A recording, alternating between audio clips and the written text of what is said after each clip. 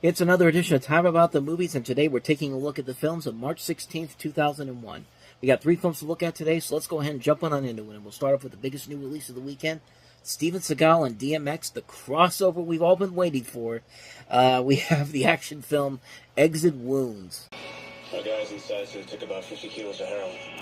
Someone's having a party tonight. In the city's most corrupt precinct, He used to work for Internal Affairs. How'd you know who you could trust? 2 honest men are about to bring justice to the law. I want to catch all these guys at once. Stick it to them.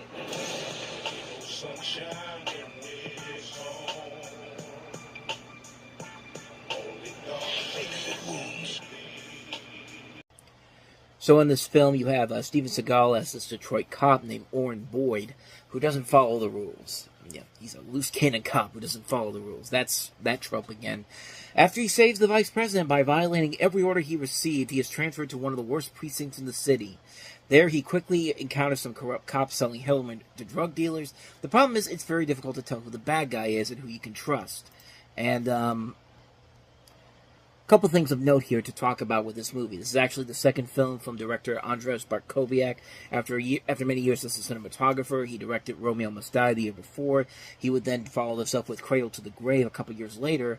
But most importantly, this was the last film that Steven Seagal did with Warner Brothers as part of that exclusive contract that he had, and B, the last successful film he had as an action star, because after this, he went straight to direct-to-DVD hell, and that's where he's been ever since.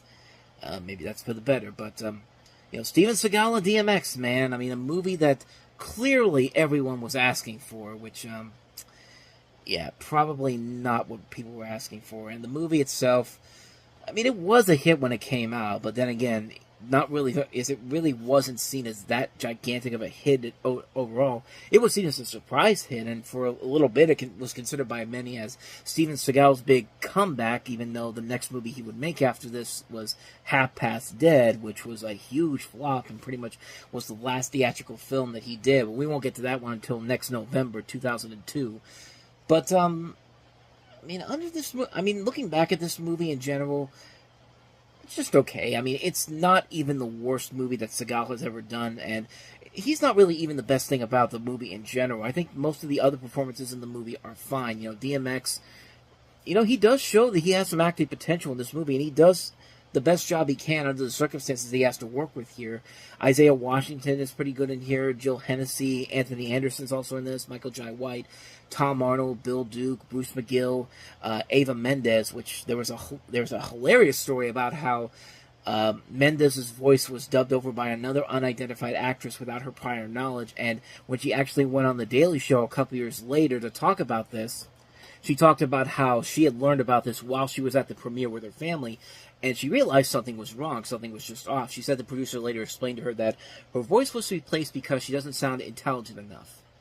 And then Mendez literally told Jon Stewart, a Steven Seagal film, and I didn't sound intelligent enough, which I think that pretty much sums up everything, especially when you consider that Seagal literally has his voice dubbed in nearly every single movie he's involved in. I mean, especially the ones that are that come out on video and DVD later on down the road. But it's just like, he's the one he's perfectly fine, but she's the one that has to have her stuff cut out of there. I mean, it's just it's ridiculous, and this movie gets really ridiculous at times. Like I said, it's not a bad movie, but you really need to go into this movie knowing what you're going in for here. I mean, this is a film that clearly is not meant to be taken seriously by any means, and like I said, it's far from the worst thing Steven Seagal has done as a filmmaker. I mean, On Deadly Ground probably still breaks the top of that list in terms of theatrically released movies of, like, the worst of the worst for him. But this is just kind of like, for a one-time watch, it's fine, but you have no real reason to ever watch this again, really, when you think about it.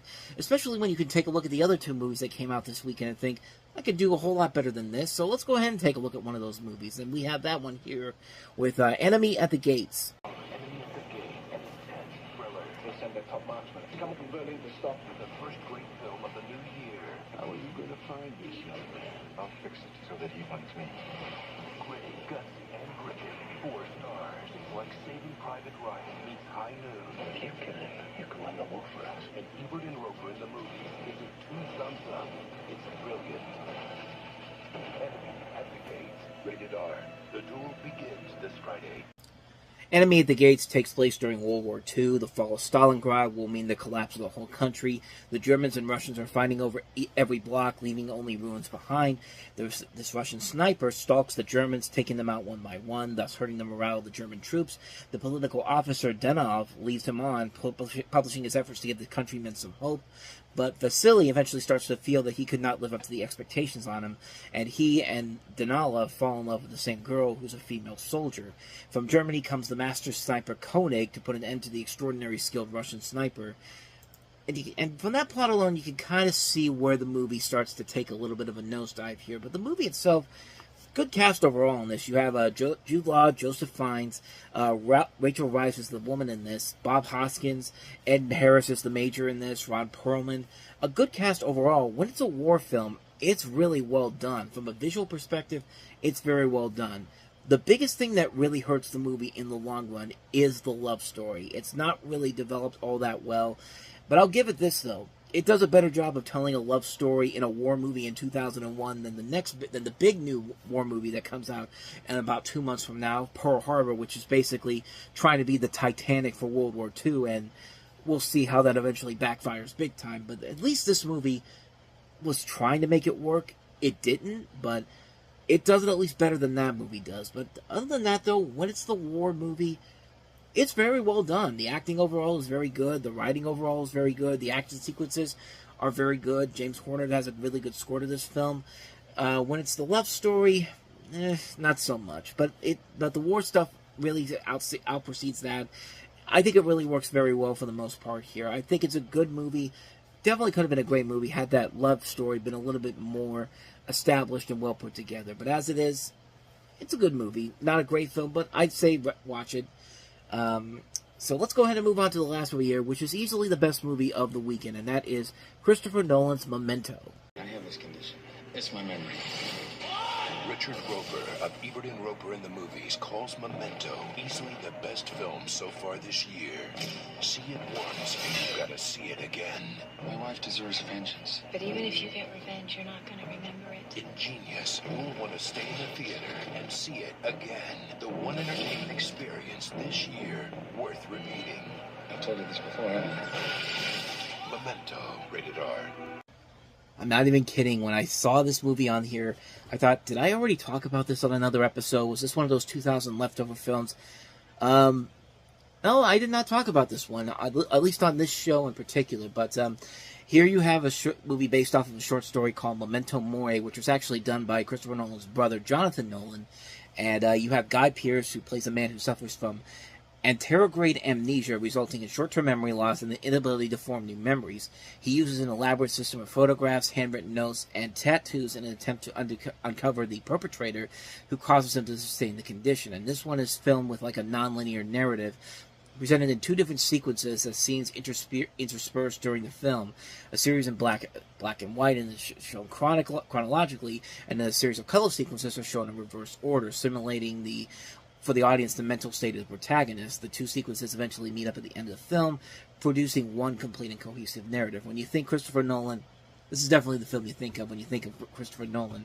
And, I mean, it's a really good film. It's really what Christopher Nolan does so well, and he's got a great cast to work with in this movie. Guy Pearce plays the role very well here, Leonard Shelby, Carrie-Anne Moss, Joe Pantoliano. Great writing overall. The visual aspect of the film is very well done, and like I said, it's that way that he makes this movie, and he's very much, like, he creates a very different and unique edge to it that really gives it this its own little spark, its own little edge to it. But like what we see from later on from Nolan's work, with stuff like, you know, Batman Begins, and like even before that with Insomnia, and then what we've seen as of late with stuff like Oppenheimer. I mean, this is a really well made film. It keeps you invested in what's going on in terms of the mystery aspect. It's just a well-made film all the way through. It's a very well-done film. I mean, not much more I could say about this one. I mean, if you like Christopher Nolan's other movies, you will definitely find a lot to really admire about this movie, because this is where it's pretty much where it all began, quite honestly. And it's a great film. It kind of still holds up after all these years, no matter what American Dad tells you. I mean, I've seen Memento. I think it's just as good the second time. If you don't get that joke, watch the first episode of American Dad. It's literally one of the first jokes Stan says when he walks into the door. It's like the 5 minutes into the episode. I mean, you'll get the joke there. But bottom line, Memento is a really good movie. You should watch it. And so with that said, we wrap up another edition of Time About the Movies, and when we meet next time, we'll take a look at the movies of March 23rd. We got 3 more movies to look at, including Jennifer Love Hewitt and Sigourney Weaver in Heartbreakers. We also have Morris Chestnut in The Brothers, and we also have Heather Graham and Chris Klein from American Pie in Say It Isn't So. So 3 films to look at next time.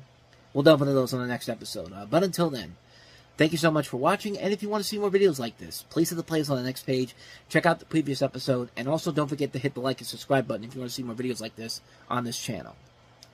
And don't go too far away, because coming up next on Time About the Movies Flashback, we'll be right in the middle of 1988, July 15th, 1988 to be exact, where we'll see Clint Eastwood don the role of Dirty Harry one last time with the Deadpool. We have the re-release of my all-time favorite movie, Bambi, the limited release of Bruce Willis in Die Hard. We also have the limited release of A Fish Called Wanda, as well as The Killing Affair. So 5 movies to look at on Time About the Movies Flashback, and we will take a look at those movies right after this.